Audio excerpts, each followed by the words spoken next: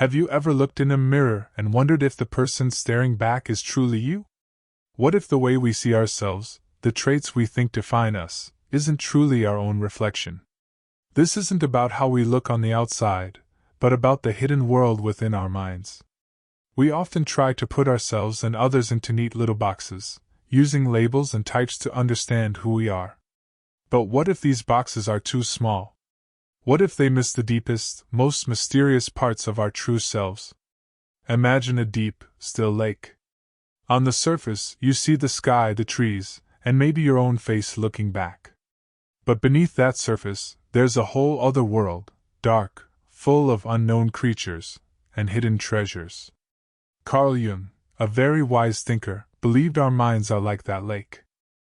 He thought that beneath our everyday thoughts and feelings, there's a vast, secret world waiting to be explored. A world that shapes our dreams, our choices, and even who we love. He saw that the simple ways we try to label ourselves often miss the magic and mystery of what it truly means to be human. He wanted us to look beyond the surface, to dive deep into that hidden lake of our minds. This idea of a hidden inner world was not new, but Carl Jung was a special kind of explorer. He wasn't content with just mapping the surface of the mind, like drawing lines on a simple map. He wanted to dive deep, to explore the underwater caves and the secret currents that move beneath everything we think we know. He was like a brave adventurer, shining a light into the dark, unknown places of the human spirit. Jung saw that people are much more than just a list of traits or a simple personality type. He believed that trying to fit everyone into neat categories, like those popular quizzes you might take, misses the true magic and wonder of who we are. It's like trying to describe the whole ocean by just looking at a single drop of water. He understood that beneath our everyday smiles and worries, there are ancient stories, powerful feelings, and wise instincts that guide us, even when we don't know it. He saw that these deep currents shape our dreams, the choices we make, and even how we connect with others. Jung didn't just study minds, he felt them, listened to them, and tried to understand their deepest secrets. He helped us see that we are not just simple beings, but vast, mysterious worlds within ourselves, full of hidden power and meaning. One of Jung's most powerful ideas, one that truly shines a light into those secret places, is what he called the shadow. Imagine you are walking on a sunny day. Your body casts a shadow behind you. You don't always see it, and sometimes it can look a bit strange or scary, not quite like you. But it's always there, following you. Jung's shadow is much like that.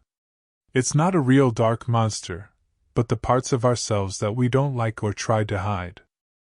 Maybe it's a bit of anger we don't want to admit we have, or a feeling of being clumsy, or even a secret desire we think is bad. When we were children, we learned what was good and what was bad. We learned what made our parents happy and what made them frown. So, we started pushing away the bad parts of ourselves, stuffing them into a dark corner of our minds. We tried to make them disappear, hoping no one would ever see them, not even ourselves. But Jung taught us that these parts don't truly go away. They linger in the shadows of our minds, waiting. They are still a part of us, just like our physical shadow is always a part of us, even when we don't look at it. And sometimes these hidden parts can pop out in surprising ways. Think of an old fairy tale, one where a brave hero goes on a quest. Often, deep in a dark forest or high in lonely mountains, the hero meets a scary beast. Maybe it's a dragon guarding a treasure, or a monster living under a bridge. At first, this beast seems evil and dangerous. The hero wants to fight it, to defeat it, or to run away from it. This misunderstood beast is a perfect picture of our own shadow. It's the part of us that growls when we feel unfairly treated, or the part that wants to be lazy instead of working hard. We often try to lock it away, hoping it will disappear. But in many of these old stories, the hero doesn't truly win by just killing the beast. Sometimes, the hero has to listen to the beast, to understand its sadness or its needs. And when they do, something amazing happens. The beast might show them a hidden path, or reveal a secret treasure, or even turn into a kind and helpful friend. The beast wasn't evil after all, it was just misunderstood, feared because it was different. Our shadow is like that. It's not truly bad, but it holds a powerful energy.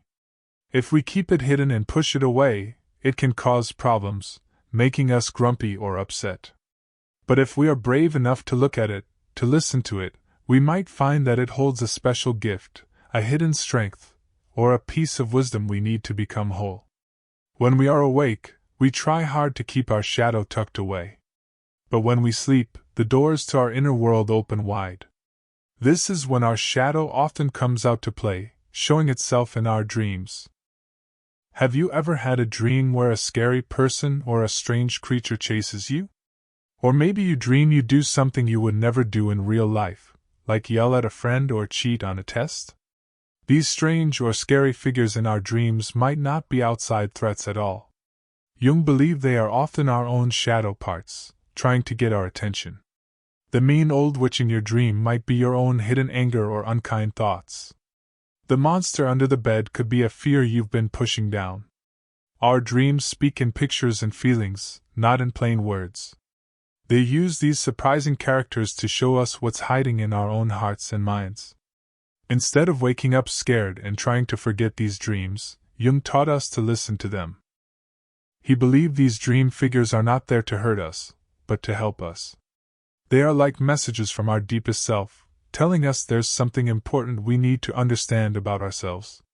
By paying attention to these dream figures, even the scary ones, we can start to learn about the parts of our shadow that are asking for our care and understanding. Our shadow doesn't just show up in mysterious dreams. It's often hiding in plain sight, right in our everyday lives. Think about someone who really bothers you, someone whose actions or personality just rub you the wrong way. Maybe they are loud, or boastful, or maybe they seem a little bit messy and disorganized. And you find yourself thinking, "Ugh, I could never be like that." Jung noticed a strange pattern. Often, the very things we dislike most in others are actually reflections of our own hidden shadow. That loud person might remind you of a part of yourself that secretly wants to speak up more, but you're too afraid. The messy person might make you feel uncomfortable because you secretly long to let go of control a little bit. It's like our inner self is trying to show us a picture of our hidden parts, using other people as a mirror. Our shadow also shows up in our secret fears. Maybe you're terrified of failing, even though you're very smart. Or perhaps you secretly worry about not being good enough, even if everyone tells you how wonderful you are. These deep, quiet fears often come from the parts of ourselves we tried to push away long ago. They are the feelings and traits that we deemed unacceptable and locked in the dark. But they are still there, influencing how we feel and act, even when we don't realize it. So, if our shadow is always with us, popping up in dreams and showing itself in our daily dislikes, what are we supposed to do with it? Jung's answer is not to fight it, not to try and get rid of it. That would be like trying to cut off your own arm because you don't like it. Instead, he taught us about something called integration. Integration isn't about becoming perfect, or only showing the good parts of ourselves. It's about learning to see and understand our shadow. It's about bringing those hidden, scary, or disliked pieces out of the dark and into the light of our awareness. Imagine a puzzle with a few missing pieces. Your picture isn't complete. The shadow pieces are like those missing parts. They belong to you, and when you find them and put them in their rightful place, your whole picture becomes clearer and stronger. This doesn't mean we act on every bad impulse. It means recognizing that the anger, the laziness, the fear, or the selfishness is there within us. It means saying, "Yes, I have this part inside me." It's like gently taking the hand of that misunderstood beast from the fairy tale, instead of running away. When we do this, we stop wasting energy trying to hide or deny these parts. We start to understand what they are trying to tell us, and we can then choose how to act, rather than being controlled by them from the shadows. Let me tell you about a young artist named Maya. Maya was incredibly talented, but she always doubted herself. She'd start beautiful paintings, then tear them up, convinced they weren't good enough. She hated feeling so insecure and saw it as a weakness, a dark spot on her otherwise bright personality. She pushed this feeling away, pretending to be confident, but inside, a tiny, critical voice constantly whispered, "You're not good enough." This was her shadow. One night, Maya had a dream. She was trying to paint, but a small, gray mouse kept gnawing at her canvas. She was furious, but couldn't catch it. When she finally cornered it, she saw it wasn't trying to destroy her work, but was actually nibbling away the old, dried paint to reveal new, vibrant colors beneath. When she woke up, Maya thought about the dream. She realized the mouse was her insecurity, not trying to harm her, but trying to show her something. It was telling her that sometimes, letting go of what's perfect can make space for something new and better. Instead of fighting her self-doubt, she started to listen to it. She accepted that she had moments of insecurity, but she also understood that this feeling could push her to try harder, to learn new things, and to be more gentle with herself when she made mistakes. By accepting this difficult part of herself, Maya became stronger. She stopped tearing up her art and started painting with more freedom and joy, creating her best work yet. She didn't get rid of her shadow, but she made friends with it, and it showed her a new path. When we start to understand and accept our own shadows, a wonderful thing happens in our relationships with others. Remember how we talked about disliking things in other people that might actually be reflections of our own hidden parts? Well, when we face our own misunderstood beasts, we become much more understanding of the beasts in others. Think about it. If you've made peace with your own inner critic, you're less likely to harshly judge someone else for their mistakes. If you've accepted your own moments of anger or sadness, you'll find it easier to be patient with a friend who is feeling grumpy. We stop projecting our own hidden flaws onto others. Instead of saying, "That person is so lazy," and feeling annoyed, we might think, "I wonder what makes them act that way." I know I sometimes feel lazy too. This doesn't mean we let people treat us badly, but it means we approach them with more kindness and a bigger heart. We learn that everyone, just like us, has hidden parts they might be struggling with. This understanding builds bridges instead of walls. It helps us forgive more easily, listen more deeply, and love more truly. Our relationships become richer and stronger, built on a foundation of real empathy and acceptance, not just for others, but for ourselves first. This journey of facing our shadow, of understanding and integrating those hidden parts, is not a quick walk in the park. It's more like stepping into a deep, dark forest, filled with old, twisted trees and unknown sounds. Or perhaps, it's like finding a hidden cave in the side of a mountain, a cave that you know holds secrets, but also potential dangers. When we choose to truly look within, we are entering this symbolic forest or cave. It can feel scary at first, because we don't know what we might find. There might be forgotten memories, old hurts, or feelings we've kept locked away for a very long time. The path isn't always clear, and sometimes we might feel lost. But every step deeper into this inner landscape is a step towards understanding ourselves more fully. Just like in the old stories, the heroes who enter these dark places often find not just challenges, but also great rewards. They might discover a sparkling spring of clear water, or a chamber filled with ancient wisdom. These dark places, whether a forest or a cave, are not meant to trap us. They are sacred spaces where transformation can happen. They are where we can meet the parts of ourselves that have been waiting patiently, holding wisdom and energy that can make us stronger and more whole. This journey inward, though sometimes challenging, is the bravest adventure we can ever take. As we bravely explore our personal inner forest, Jung tells us we might find something even bigger, something that connects us all. This is his incredible idea of the collective unconscious. Think of it like this: each of us has our own mind, like a small pond. But beneath all our individual ponds, there's a vast, deep ocean that connects every single pond on Earth. This ocean is the collective unconscious. It's not something we learn in school or from our parents. It's something we are born with, a shared library of human experience that has been passed down through countless generations. In this deep ocean, there are ancient patterns, images, and stories that Jung called archetypes. These are like blueprints for common human experiences. Think of the idea of a hero, a wise old man, a mother, or a trickster. We recognize these figures and stories from all over the world, even if we've never met someone exactly like them. These archetypes are not just ideas. They are powerful forces that shape our dreams, our myths, and even how we act in our daily lives. They are the deep currents that move through all of us, connecting us to every human who has ever lived. It's a truly amazing thought that deep inside, we carry echoes of ancient wisdom and universal patterns that link us to the entire human family. Jung found proof of this collective unconscious by looking at stories and symbols from all over the world. It's truly amazing how similar some of these ancient tales are, even from cultures that never met each other. Think of the hero's journey.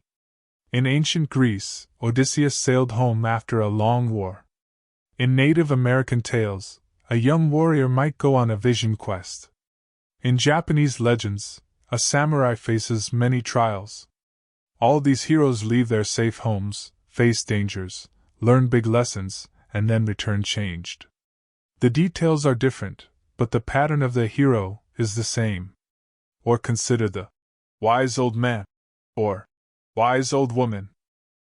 In many stories, when the hero is lost or confused, an old, knowing figure appears to offer guidance. This could be Merlin in the stories of King Arthur, or a wise elder in an African folk tale, or a gentle grandmother in a children's book. These figures represent the deep wisdom we all carry inside, the part of us that knows the way even when we feel lost. Even the idea of a great flood that washes away the old world to make way for a new one appears in stories from every corner of the globe. These aren't just copied stories. Jung believed they are echoes from that deep, shared ocean of the collective unconscious, showing us that all humans, no matter where they live or when they were born, share certain basic understandings and ways of seeing the world. These shared symbols are like secret keys that unlock deeper meanings in our own lives. When we understand our own shadow, and when we see how these ancient, shared symbols appear in everyone's stories, something truly wonderful happens. We start to feel deeply connected to all people, everywhere. It's like finding out that even though you speak a different language, you and someone from across the world share the same dream of a hero, or the same feeling of seeking wisdom. If we know that everyone has a shadow, parts of themselves they struggle with, then it's harder to judge others harshly.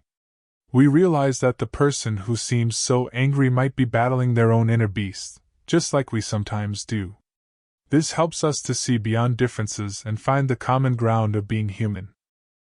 We understand that beneath all the different clothes, languages, and customs, we all share the same basic human heart, full of light and shadow, joy and sorrow, hopes and fears. This deep connection is not just an idea, it's a feeling. It's the feeling that you are part of something much bigger than yourself, part of the great river of humanity that flows through time. When you recognize the wise old man archetype in a story, you're not just reading a tale, you're touching a part of universal wisdom that lives in you too. This understanding helps us feel less alone and more a part of the grand, amazing tapestry of life. It makes us want to reach out, to understand, and to care for one another, because we see ourselves reflected in every person we meet. All these journeys, exploring our shadow, understanding our dreams, recognizing universal symbols, lead to Jung's most important idea: individuation. This big word simply means becoming your true, whole self. It's not about being selfish or ignoring others. It's about finding out who you really are deep down, apart from what your family, friends, or even society tells you to be. Think of it like a seed. A seed holds the blueprint for a magnificent tree, but it has to grow, push through the soil, face the sun and rain, to become what it's meant to be. It doesn't try to be a flower or a bush, it strives to become the best version of its tree self. Individuation is our own special journey to become that unique, magnificent tree. It means gathering all the pieces of ourselves, the light and the shadow, the parts we show the world and the parts we hide, and bringing them together into a strong, complete whole. It's about listening to our inner voice, trusting our own wisdom, and following the path that feels most true to us, even if it's different from everyone else's. It's a lifelong adventure, a constant unfolding, where we learn to stand tall in our own truth, shining with all our unique colors, not just the ones others expect to see. This is the greatest gift we can give ourselves, and in turn, the world. To truly understand individuation, think of a tiny seed planted in the earth. It doesn't know what it will become, but deep inside, it holds the complete plan for a magnificent plant. It pushes its roots down, reaching for water, and sends a tiny shoot upwards, striving for the sun. This little plant doesn't try to be a rock or a bird, it simply tries to become the fullest, most beautiful version of itself. It slowly, patiently unfolds its true nature. It might face strong winds, or dry spells, or even get stepped on. But with each challenge, it grows stronger, its stem thickens, and its leaves reach further. It doesn't rush, it doesn't compare itself to the plant next to it. It simply follows its own inner rhythm, guided by the wisdom held within its very core. This is exactly how our journey of individuation works. We are like that plant, with our own unique blueprint inside us. We are meant to grow and unfold, to become our most authentic selves. It's a slow process, not something that happens overnight. We face our own wins and dry spells, challenges, doubts, and difficult parts of ourselves. But just like the plant uses the sun to grow, we use our experiences, our dreams, and our conscious efforts to understand our shadow and our deeper self. This gentle, steady movement towards our true nature is what makes us truly alive and vibrant. This journey of individuation, of slowly unfolding our true nature like a plant reaching for the sun, is not always easy. It asks us to look at things we might prefer to keep hidden, to feel feelings that are uncomfortable, and to question beliefs we've held for a long time. Sometimes, it can feel like walking through a thick fog, unsure of where we are going. It takes courage to face our own inner darkness and to choose our own path, especially when it's different from what everyone else is doing. But Jung promised that this challenging journey leads to a life that is much richer and more meaningful. When we become more whole, more truly ourselves, we find a deep sense of peace and purpose. We are no longer trying to fit into a mold that doesn't belong to us. We live with more authenticity, more joy, and a stronger connection to the world around us. Our actions come from a place of inner truth, not from fear or the need to please others. It's like finding your own unique song and finally being able to sing it out loud, clear and strong, for the whole world to hear. The difficulties we face on this path become stepping stones, making us stronger and wiser. They teach us resilience and compassion, not just for ourselves, but for all who are on their own journey of becoming.